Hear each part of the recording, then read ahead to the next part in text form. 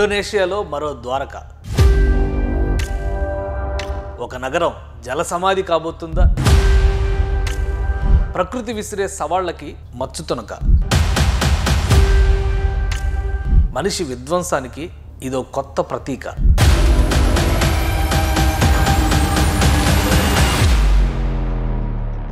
Jakarta సమస్యకి పరిష్కారం ఏంటి? ఇండోనేషియా ప్రభుత్వం ఏం చేస్తోంది? రాజధాని తరలింపు సాధ్యమయ్యే పనేనా? కొత్త రాజధాని మరో జకార్తా అవుతుందా? సమస్య రోజు రోజుకి పెరుగుతోంది. దీంతో కొత్త రాజధాని నిర్మాణం అనివార్యమని నుసంతరాలో నిర్మించాలని ఇండోనేషియా ప్రభుత్వం నిర్ణయించింది.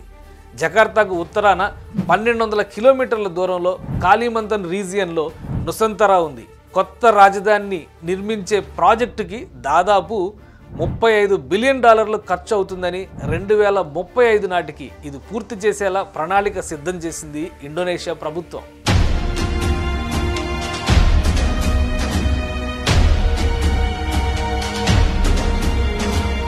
దేశం మధ్యలో అతిపెద్ద ద్వీపం అటవీ ప్రాంతంలో కొత్త రాజధాని స్థలాన్ని ఇండోనేషియా ప్రభుత్వం నిర్ణయించింది.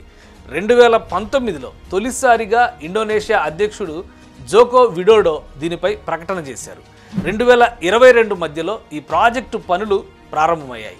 2024 చివరి నాటికి ఈ కొత్త రాజధాని నగరం మొదటి దశ పనులు పూర్తి కావాలనేది లక్ష్యం. దాదాపు 2 లక్షల మంది శ్రమశక్తితో నిర్మాణాలు సాగుతున్నాయి. సరికొత్త నుసంతరా ఇండోనేషియాకి భవిష్యత్ రాజధాని.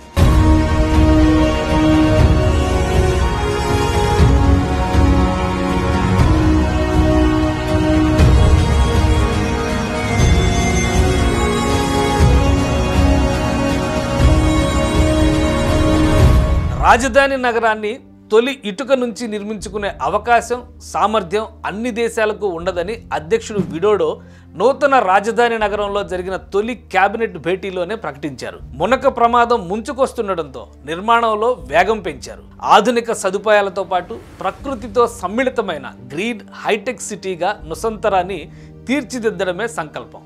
నగర విస్తీర్ణంలో 60% పైగా వాకింగ్ ట్రాక్లు, బైక్ ట్రాక్లతో కూడిన హరిత ప్రదేశాలని అభివృద్ధి చేసేలా ప్రణాళికల్ని రచించారు.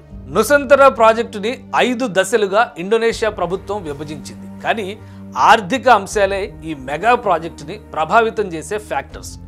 కొత్త రాజధాని నగర నిర్మాణానికి $33 బిలియన్, అంటే దాదాపు 2,77,000 కోట్లు ఖర్చు అవుతుందని అంచనా. అందులో 5వ వంతు మాత్రమే ప్రభుత్వం భరించగలదు. మిగిలిన నిధుల్ని ప్రైవేటు పెట్టుబడుల ద్వారా ఆకర్షించేందుకు ప్రయత్నిస్తోంది. కొత్త నగరంలో ఇన్వెస్టర్లకి 190 ఏళ్ల వరకు భూమి హక్కులు, ప్రోత్సాహకాలు ఇవ్వాలని ప్రభుత్వం డిసైడ్ అయింది. అయినా ఆ దిశగా ఒక్కరు కూడా ఒప్పందాలకు సిద్ధం కాలేదు.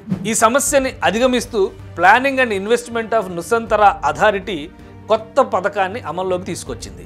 పెట్టుబడుల్లో ప్రభుత్వం సహభాగస్వామిగా ఉండడంతో పాటు నష్టాలను పంచుకుంటుందని హామీ ఇస్తోంది. ప్రకృతి వైపరీత్యాల ప్రమాదం తక్కువగా ఉండే బోర్నియో ఐలాండ్లో నుసంతరాన్ని నిర్మిస్తున్నారు. మలేషియా, ఇండోనేషియా, బ్రూనై 3 దేశాలు ఈ ద్వీపంలో ఉన్నాయి. ఈ ద్వీపంలోని ఈస్ట్ కాలిమంతన్ అటవీ ప్రాంతంలో ఈ కొత్త నగరం నిర్మితమవుతోంది. ఇండోనేషియా జాతీయ ఆర్థిక వ్యవస్థలో 60% వాటా అత్యంత జనసాంద్రత జకార్తా నగరం ఉన్న జావా ద్వీపానిదే. ఇప్పటి వరకు అభివృద్ధి అంతా జావా చుట్టూనే కేంద్రీకృతమైంది. అందువల్ల రాజధాని నగరాన్ని జావాకి దూరంగా దేశంలోని మధ్య భాగానికి తరలించడంపై సానుకూల వాతావరణం ఉందని అర్బన్ ఎక్స్పర్ట్స్ అంటున్నారు. ఈ మెగా ప్రాజెక్టు సుమారు 1000 చదరపు మైళ్ల మేర విస్తరించి ఉంది.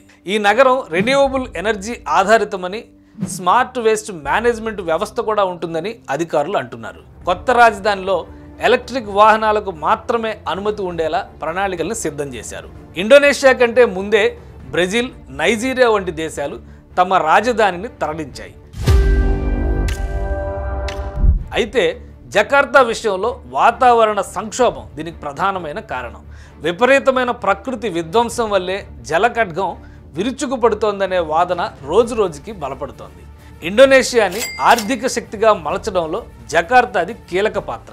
మనిషి అత్యాశ విసిరిన పాచిక ఇప్పుడు ఆ నగరాన్నే మటుమాయం చేస్తోంది. కొత్త నగరం ఆ దేశ ఆర్థిక అవసరాలకి ఆశించిన స్థాయిలో బూస్ట్ ఇవ్వకపోతే ఇండోనేషియా కథ కంచికే.